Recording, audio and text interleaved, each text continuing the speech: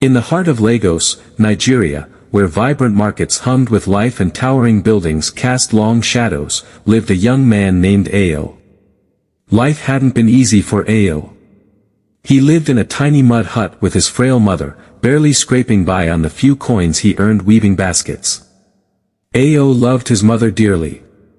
Her smile was his sunrise, her stories his guiding stars. But lately, a heavy sadness hung in the air like a thick fog. His mother coughed more often, her once bright eyes dimmed by worry lines. Ayo dreamt of a life where he could shield her from the harsh sun and fill their bellies with more than watery soup. One scorching afternoon, as Ayo balanced a precarious load of baskets on his head, a wizened old woman with piercing blue eyes stopped him. "Your heart carries a heavy weight, child," she rasped, her voice like dry leaves rustling in the wind. Ayo, surprised, set down his baskets. The woman introduced herself as Aya Ifa, a powerful Ifa priestess. She saw the despair etched on Ayo's young face and offered a glimmer of hope. "There's a witch doctor in the distant village," she said to possess the wisdom of the ancestors. "Perhaps he can guide you out of poverty." Ayo's heart hammered with excitement. Could this be the answer to his prayers? He thanked Aya Ifa and, with a newfound determination, set off on the long journey to the witch doctor's village. Days turned into weeks as Ayo walked under the scorching sun, fueled by the hope of a brighter future for him and his mother. Finally, he reached a clearing. In the center stood a dilapidated hut, smoke curling from its thatched roof. A wiry man with eyes as black as obsidian emerged, his face adorned with intricate markings. "You seek answers, child," boomed the witch doctor, his voice echoing in the silence. Ayo, awestruck, nodded. The witch doctor listened intently as Ayo poured out his struggles, his voice cracking with emotion. Then, a chilling silence followed. The witch doctor's eyes narrowed.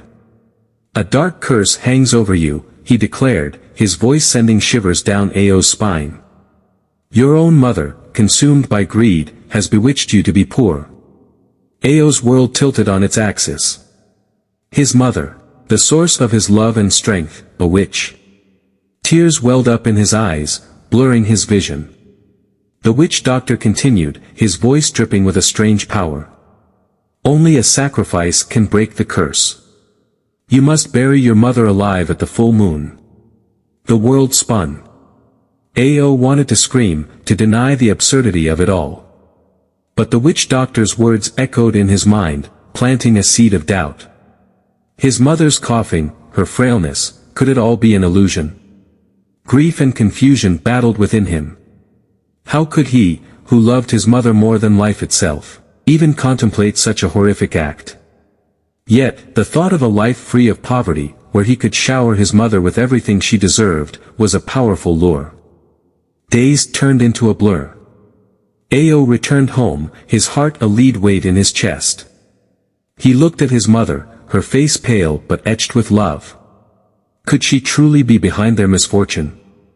He tried to act normal, but the suspicion gnawed at him. He watched her every move, every cough, every flinch, searching for clues to validate the witch doctor's words. But he saw only love, only concern for him. The full moon approached, casting an eerie glow over their tiny hut. The thought of burying his mother alive filled him with dread.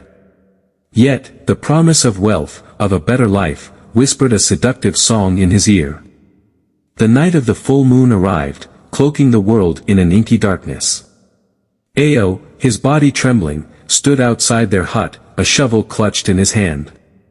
He fought every fiber of his being, his loyalty to his mother battling the witch doctor's wicked words. Just then, his mother emerged, her frail figure silhouetted against the moon. "Ayo," she croaked, "why are you up so late?" Tears streamed down his face as he choked back a sob. The shovel felt like a lead weight in Ayo's hand. Each tear that escaped his eyes felt like a betrayal, each step closer to the hut a descent into a nightmare.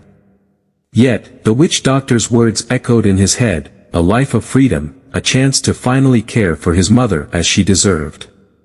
He reached the hut, his breathing shallow and rapid. The frail wooden door, the one he'd opened countless times with a smile, now stood as a formidable barrier. Hesitantly, he raised his hand towards the latch. Then, a voice, weak but clear, called out from within. "Ayo, what troubles you?" He froze. His mother, her usual slumber-filled nights a recent casualty of their poverty, stood awake.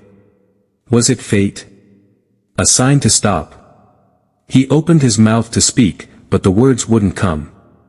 He couldn't confess the dark thoughts swirling within him. His mother, sensing his turmoil, stepped outside. Her smile, weak but full of love, reached her weary eyes. "Come, sit with me," she said, her voice raspy. "Tell me what weighs so heavy on your heart." Ayo sank to the ground beside her, the shovel clattering to his side unnoticed. He poured out his confusion, his fear, the accusation that hung heavy in the air. His mother listened patiently, her hand resting gently on his. When he finished, a deep sadness filled her eyes. "Ayo," she said, her voice barely a whisper, "never let anyone twist your love for me.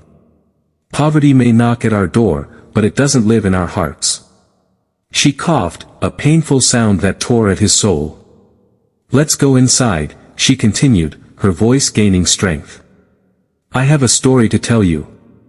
Inside the hut, bathed in the soft glow of the lantern, his mother spoke of her own struggle. As a young girl, she was tricked by a cunning witch doctor, tricked into believing her own mother was a burden. It was a burden she carried for years, a burden that fueled their current hardship.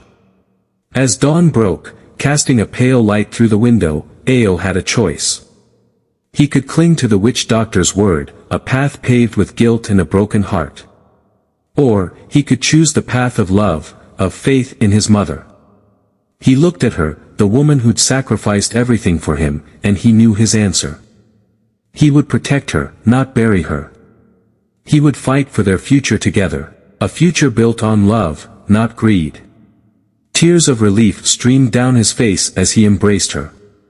Together, they would work twice as hard, double their efforts. They would reach out to their kind neighbors, barter their skills, and find a way out of this poverty.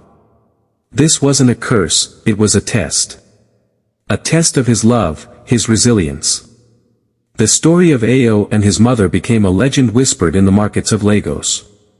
It wasn't a tale of riches or buried secrets, but a testament to the unwavering power of love, the kind that could overcome even the darkest whispers of doubt. Ayo's journey wasn't over, but with his mother by his side, he faced the future with a renewed strength, a heart full of love and a spirit that wouldn't be broken.